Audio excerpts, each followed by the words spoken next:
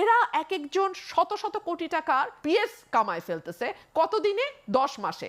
হাসিনার তো 15 বছর সময় লাগছিল, পলিটিশিয়ানদের তো 15 বছর 20 বছর লাগে এইরকম অর্থ কামাইতে। এই বাটপারদের তো 3 মাস 4 মাস 5 মাসে তারা কামায়। পলিটিশিয়ানরা কম দক্ষ। রাজনীতিবিদদের খামাখা গালি দিয়ে লাভ নাই। অরাজনৈতিক সরকার তো আসলো একই রকম লোভী, একই রকম দুর্নীতিগ্রস্ত, একই রকম মিথ্যাবাদী, একই রকম এবং রাজনৈতিক সরকার অন্তত জিনিসপত্র ম্যানেজ করতে পারতো, law and order situation manage করতে পারতো, সাধারণ মানুষের জীবনযাত্রা আজকে যেই নাভিশ্বাস হচ্ছে সেটা হতো না।